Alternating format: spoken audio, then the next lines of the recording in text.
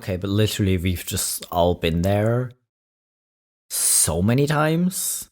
This is literally, I mean, it was a lot worse as like a teenager or something when I still lived at home and had to deal with these people every day, or people in general, because with a lot of things, yes, I might just disagree and find my family harder to deal with than other people, but at the same time, I think that'd be the case with anyone I would live with. So, yeah. But, I mean, you really shouldn't. Like, your family should maybe be the people you feel comfortable around and have it not be completely exhausting. But then again, a lot of families don't manage. Hello, baby Chris, and welcome back to my channel. It has been a minute since we've done Neurodivergent TikTok. It has been way too long, so that's what we're doing today, because we really need to do it again. But either way, you know the deal. Before we continue, y'all gotta get hydrated. So grab some water, or some tea, or whatever else you like to drink, and then we'll check out some more TikToks. Are you hydrated? Good. Let's go. We're autistic. We think we're really good at sarcasm, but people think we're always being serious. We're autistic. We have to arrive everywhere 20 minutes early and then sit in our car and mentally prepare. We're autistic. If we're at a party, we're obviously hanging out with the dogs instead of the people. We're autistic. We're spending way too much money on our special interests. I also spend way too much time on them. I started this yesterday. It's gonna be a blanket. We're autistic. We cut the tags off of all of our clothes. Oh, and we never wear jeans. We're autistic. We eat the same food every day.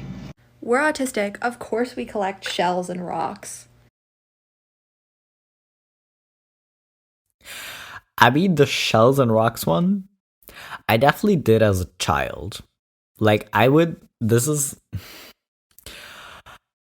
realized that I would have, like, all these cool stones, and I would, like, line them up. There were stones that I did not vibe with, because they were, like, they wouldn't feel good. They would be just, like, really rough, and not, like, nicely round, or, like, oval or something.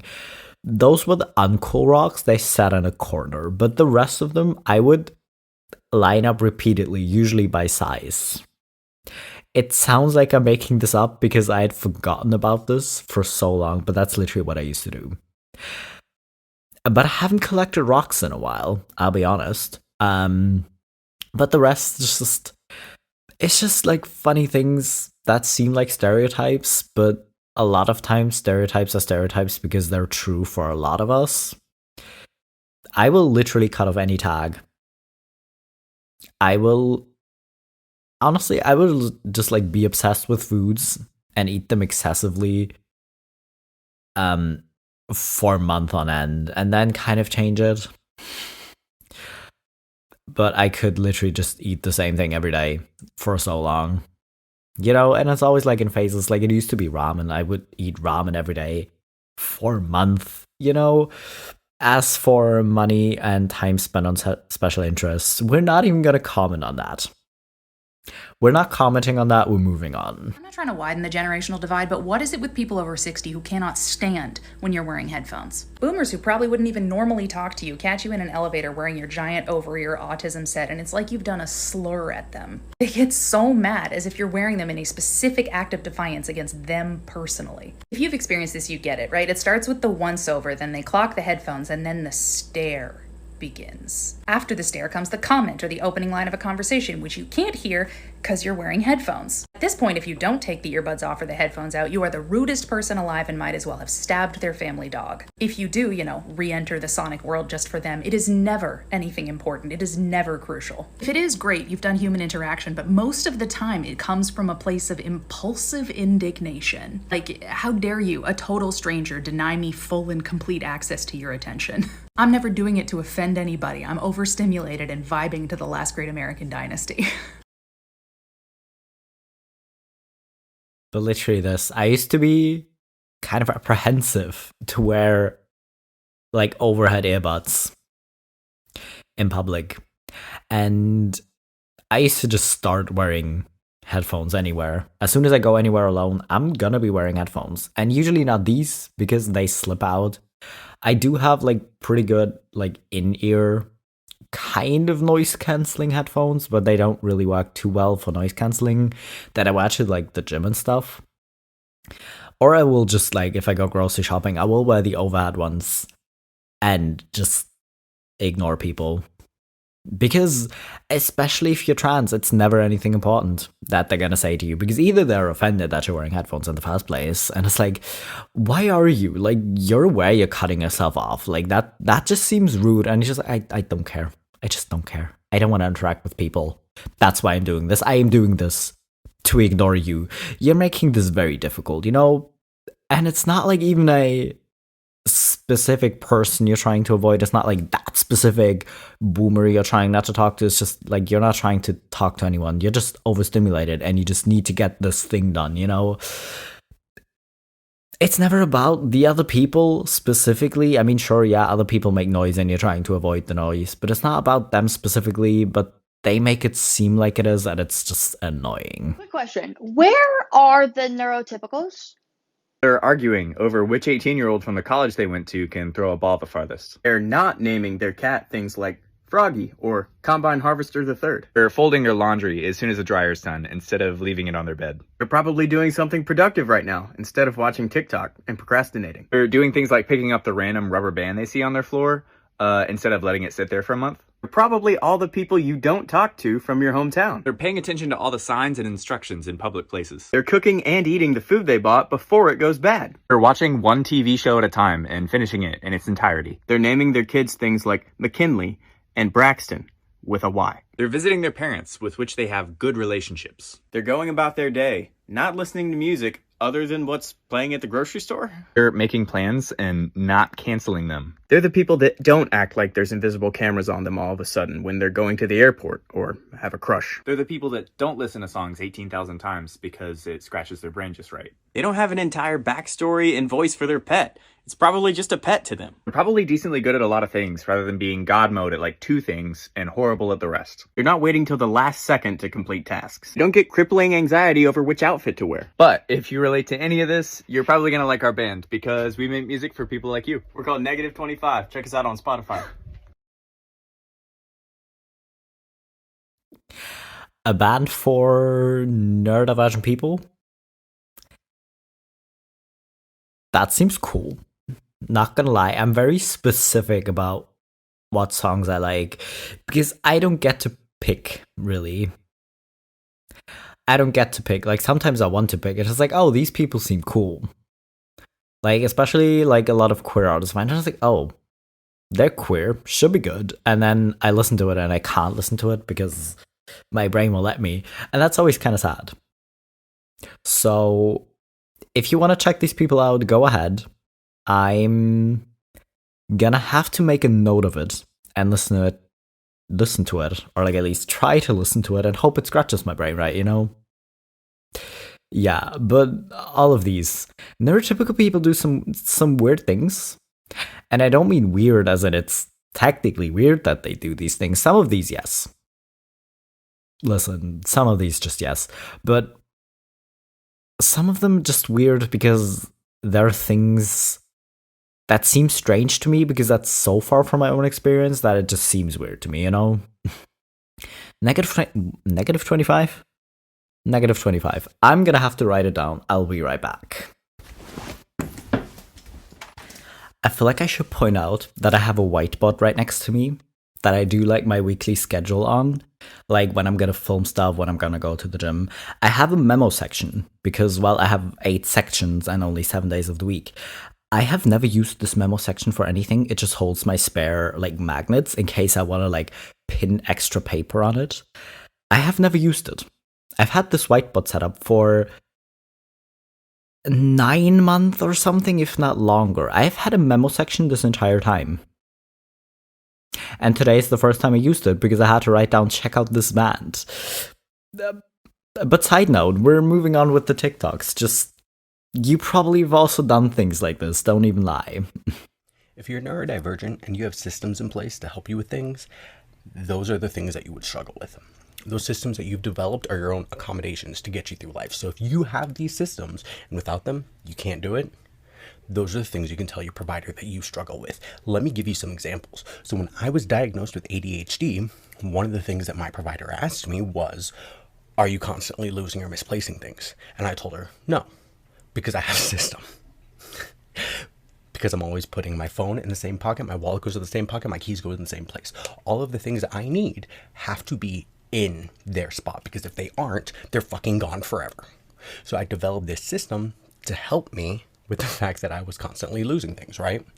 So that happens in pretty much every aspect, especially if you're high masking. If you're high masking, your systems are the things that are keeping you going. So look at your systems. Do you have systems for socks? Do you have systems for showering? Do you have to set everything up in just the right way in order to trick yourself into doing things? Those are systems. Those are the things that you struggle with. Those are things that you can tell your provider. Especially the losing things like keys, phones, and wallets. Which is not working right now, because I always have my phone in my right pocket. I always have like my wallet, or like whenever I do go out, I have my wallet like in my left pocket. And then my keys are usually in my backpack somewhere, like in the same pocket. The thing is, like even when I'm at home, I'm wearing sweatpants right now, but I have my phone in my right pocket, right? But I can't at the moment, because somehow my sensory issues are just in super overdrive at the moment. And the feeling of having something in my pocket is driving me insane, so I can't have it in my pocket, so I keep losing it everywhere in the apartment, because I have it in my hand. And I go to whatever, water my plants. I put it down, and I grab like the watering can of stuff, and then I've lost my phone. And that on a constant basis lately, because I keep putting it down, just like I'm going somewhere, and I just put it down somewhere in the hallway on a table, because I'm going somewhere, well, need to like pick up stuff with my hand. And then my phone is fucking gone. And my phone's always on silent, because what do I care if people call me? I had a system, and I still kind of have a system, because when I go to work or something, I will always put my phone in the same pocket. But side ramble, systems are great. That doesn't mean you won't ever struggle with that thing again, by the way. I guess. Basically, when everything in the world is so boring that you actually want to like crawl out of your skin. Globally, locally, systemically, the diagnosing of ADHD and autism is a bit of a Charlie Foxtrot, but at this point, studies suggest, with the numbers that we've got, there's a 50% comorbidity. And I absolutely know that there's some people who are like, well, I'm ADHD with a side of autism, and some people are like, I'm autistic with a side of ADHD, and frankly, I get that, but also, what part of your therapy journey are you in? Because it might switch. It gets weird. But here's the thing, if you're ADHD or ADHD, understimulation doesn't necessarily feel like you're gonna crawl out of your skin. It can feel and look almost exactly like depression. Where it gets really fucky is if you're both over and understimulated at the same time, because you might be trying to recover from autistic burnout, but that's boring. And now you're understimulated too. Well, you can't do anything because that's gonna overstimulate you again, but not doing something is like dying. Oh no, I don't have a solution, but I feel like a lot of people don't know this, and it's valuable information, if nothing else. Good luck.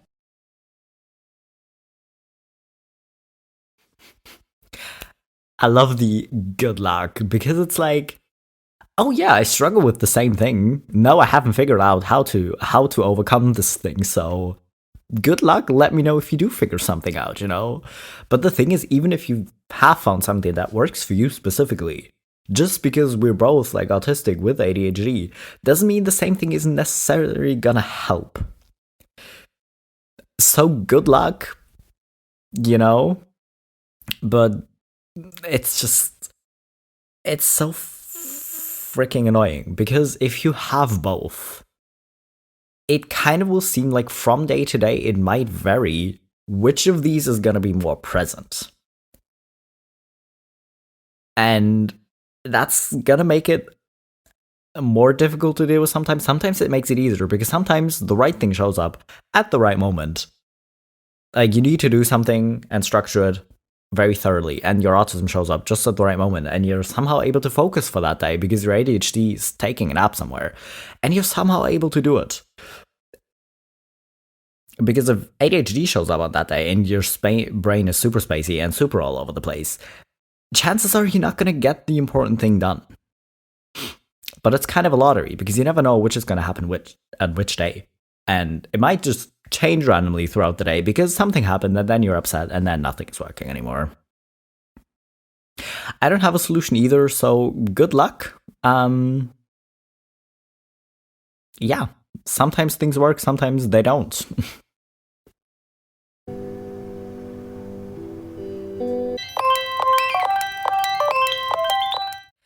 You have to make sure to shake it well.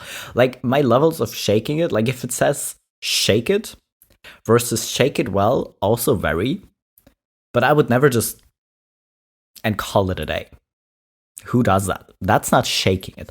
That is slightly shaking it. You know, but that's not going to do anything. In my head, that's not shaking it. That doesn't seem like effective. So, of course, I'm going to do the second one. Come on. We live in a neurodivergent house, which means everybody repeats random noises. We live in a neurodivergent house, which means there's always arguments whether the TV should be turned up or turned down. We live in a neurodivergent house, which means one needs specific plans, the other just does what they want. We live in a neurodivergent house, which means all conversations are dominated with the latest hyperfocus. We live in a neurodivergent house, which means every time that laundry's done, it needs to be done at least twice. We live in a neurodivergent house, which means any high dopamine treats that are bought go on the same day. We live in a neurodivergent house, which means loud chewing is actually illegal. We live in a neurodivergent house, which means one's always speaking loudly and triggering the other one. We live in a neurodivergent house, which means if someone's in a bad mood, everybody else feels it.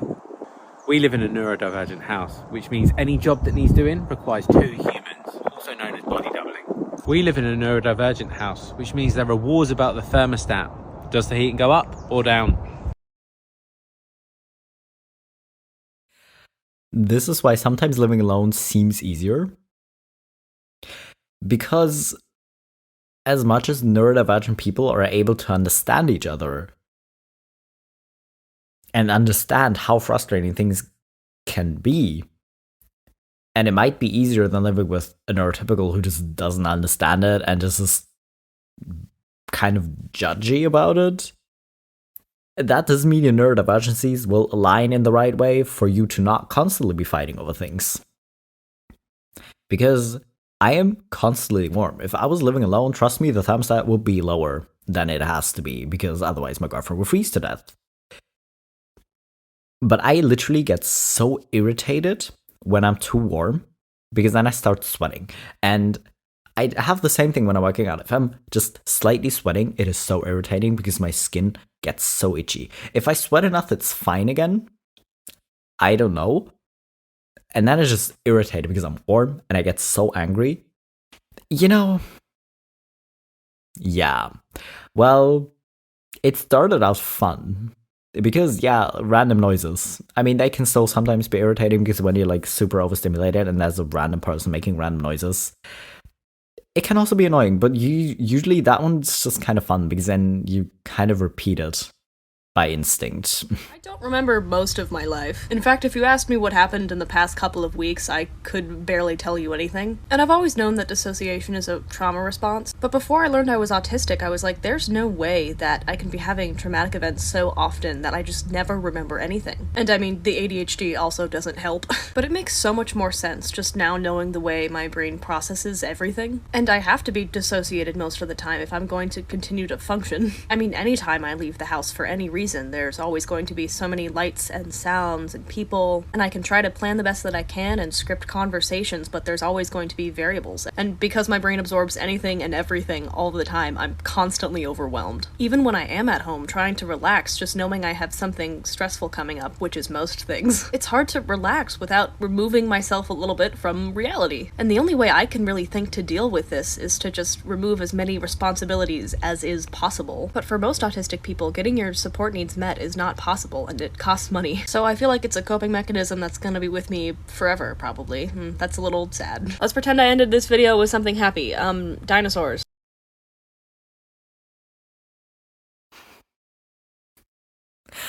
Honestly, this is even funnier to me than the good luck, because it's also kind of the realization of, oh, I just made everyone sad with me because I feel like a lot of people are gonna relate. Shit, I maybe just made it worse for people. Think of something happy. Dinosaurs. Which seems entirely fair, actually. But somehow, because like a lot of therapists will probably view this as like a bad coping skill. But honestly, maybe you have a point. Maybe something else might be healthier. But I feel like, especially for autistic people, this might not even be a bad coping skill. It might just be kind of essential. Because honestly, same. The amount of times I'm just on like auto mode and like dissociated is insane. Which is why at work, people will be like, hey, we talked about this yesterday, and I will have no idea what they're talking about. Because I was there, but I wasn't there. It somehow works. Because even with dissociating, enough of my brain is apparently present. Don't ask me how I drive safely anywhere, though, because I cannot tell you. 3 pieces of advice that do not work if you have ADHD. I'm making this because if you are anything like me, you've gone down that like self-help rabbit hole and listened to all the books and all the podcasts, tried to apply that advice to your life and been like, why can't I still do this? Well, it's because that advice is for neurotypical people. So let's see how we can amend it. Number 1, I always heard, do the hardest thing first. Well, I have news for you, my friend. You probably don't have enough dopamine in your brain to initiate the hardest thing first. So instead, do the easy stuff first. Because when you're successful doing that easy thing, you're going to get dopamine, and then you're going to have enough dopamine to initiate the slightly harder thing, and then the slightly harder thing, and then the hard thing. So like work your way up. Okay, we're not going to watch this whole TikTok in one sitting because I'm going to forget what the first point even was because my brain's not braining today. I mean, as a general note, watching like things other people do and trying to apply it to your own life can work really well, and you might still like find things that really work for you, but generally you will probably have to tweak it either way. Second point, as a general point, why am I making general points and not things specific to this point?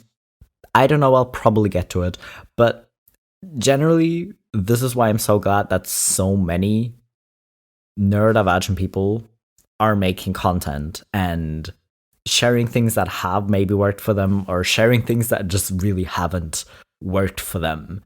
Like this one. If you try to do this, because let's face it, you probably have been trying to do this because people say, hey, that's the way to do it because then you have the hardest thing done.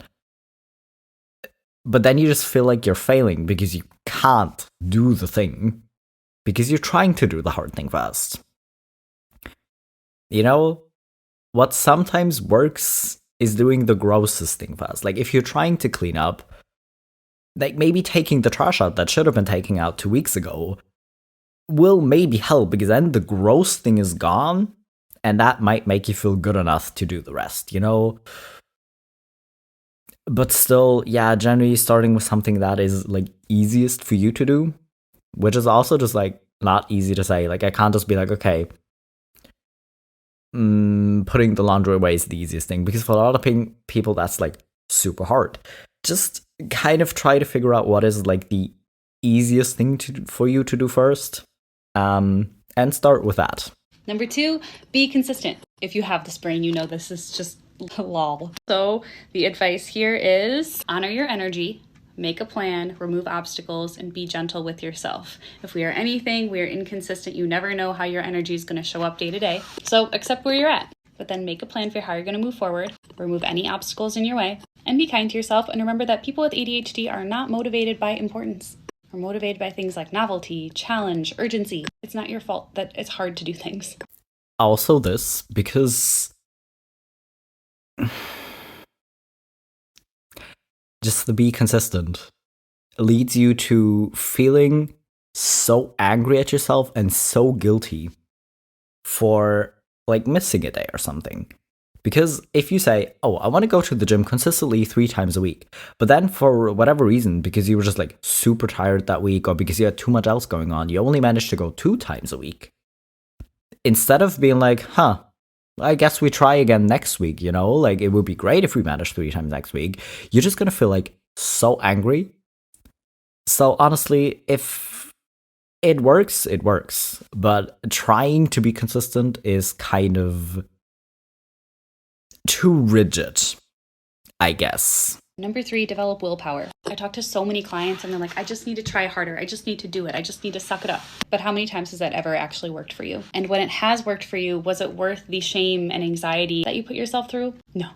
Because if ADHD can be solved through willpower, then it's definitely not ADHD. So instead, I advise you to develop a toolbox. Put skills and strategies and systems and tools that work for you in the toolbox. Have them written in a place where you can use them, where you regularly see them when you need them, so you can implement them in your life. And if you want help making that toolbox, I'm an ADHD coach. I'm available for one-on-one sessions. And if you're on a budget, I offer super affordable group coaching. Or if you just want more tips, follow along.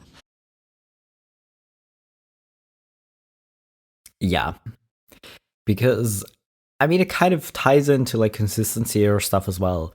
If you just try to make yourself do it with willpower,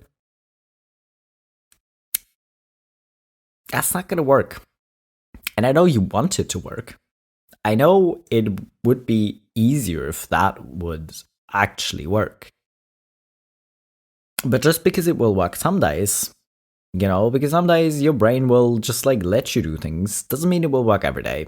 So yeah, kind of having systems in place or having strategies or like ways to make things easier. Because like, for example, for like especially like chores like cleaning or stuff, what works for a lot of people is just blasting their favorite music over headphones. So their brain has no space to think because it's just sound. You know, that works. And just like finding little tricks like these that will work is very important. You've got 2 drawers, one with socks, one with underwear. Yeah. How after 4 years do you open the wrong drawer every day? I could really do with a sticker, like saying socks and pants. You've got a sock drawer and a boxer drawer. Yes. Without stickers on. I don't have stickers. How do you know? I know instinctively. You're on autopilot. You're not thinking, you're just like, that's the drawer. You're not even thinking that's the drawer, you're just doing it. Autopilot's a perfect explanation, yeah. So my autopilot is the worst pilot ever. Like, they don't know anything, they don't know what they're doing, they've never read the manual. Why does your autopilot not work then? I don't know. When else are you on autopilot? Just making the bed, cleaning, tidying. Yeah, I don't have Having a shower? Yeah. Wait, what? You can't shower in autopilot either.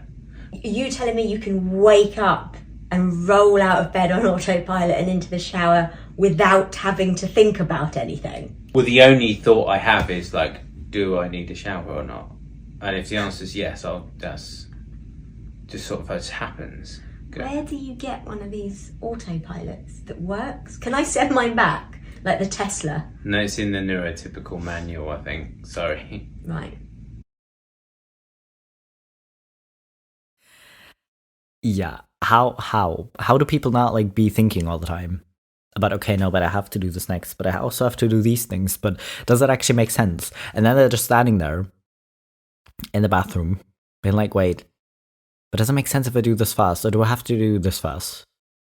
And then just like take minutes to figure it out, if not longer. That sounds fake. But okay. And usually what will happen is I made a plan the day before. And then if anyone else messes with the plan, I'm going to be so mad.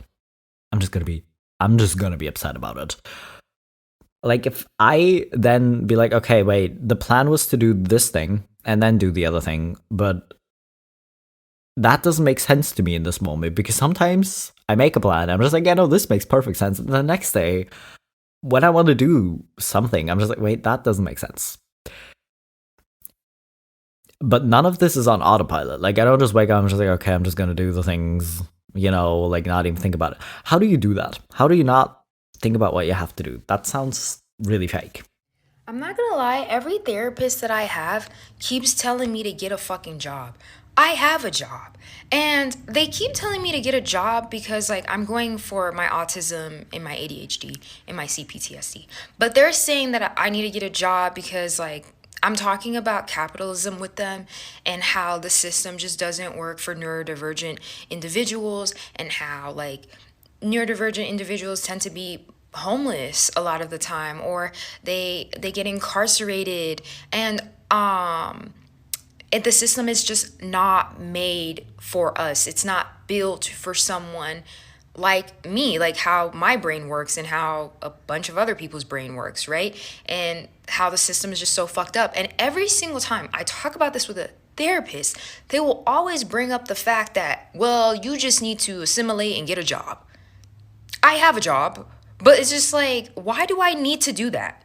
Why is that a requirement for me to assimilate? How come the system can't work for me? How come you can't make it a point where everyone can thrive, right? How come you can't make it where everyone feels safe and feels and has food on the table for them and a roof over their head? Like, I'm grateful for the position that I'm in, but like, some people are not in that position. Some people have ADHD and they are homeless and they can't get a job and they can't keep a job. So it's like, you're telling these people just assimilate.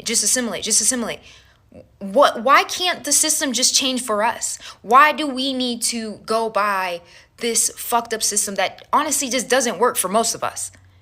It really doesn't. I guess the only people it works for are people that really, really, really, really care about money. And that's not me. Yeah, I mean, listen, the system doesn't even work for a good amount of neurotypical people. And if you then also have neurodivergence of any kind, it will work for you even less. And I am really glad I am able to have a job and keep a job, as difficult as it is. Because trust me, it seems, or it feels way more difficult than it should be. I should not feel the amount of stress and overwhelm from a job that I do. Because yeah, a lot of people get stressed at work and like overwhelmed at times. That's fairly normal. I feel like it shouldn't be normal, but it's fairly normal. But trust me, the level is through the roof and it's not normal and it shouldn't be like that. But I'm kind of glad I get to do that, because with the system we do live in, otherwise, yeah, I might end up, homeless or whatever.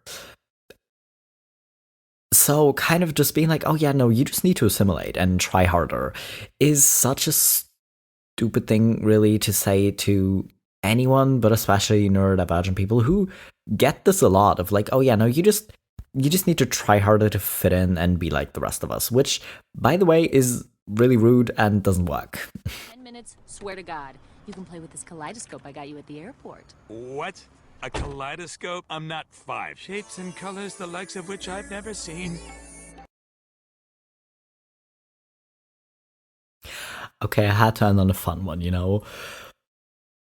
But this would literally work most days for me. Like, some days, I would be so annoyed that it doesn't immediately work and doesn't immediately become untangled as easily as I wanted to. But some days, I would just be entertained for a good while until you come back, We might be 5. We're just 5. We can't help it. You know what? It just works. And I refuse to be shamed for it, Like, sometimes, yeah, we have interests or things work on us that would also work or be interesting to children. Listen, that's okay. Plushies are cool. If you're obsessed with dinosaurs, that's nice. Doesn't mean you're a 5-year-old. Not literally. Just maybe don't shame people for their interests or their needs. Anyways, I have a couple more TikTok saved, but this video is going to be an hour long if I go through all of them today with you, so I will include them in the next video. Which is why I always have TikToks that I've forgotten about, because I have them on my phone for a few months before I do one of these videos again. But that's okay. Either way, I hope you enjoyed the TikToks, I hope you're hydrated, and I'll be back in a few days with my next video.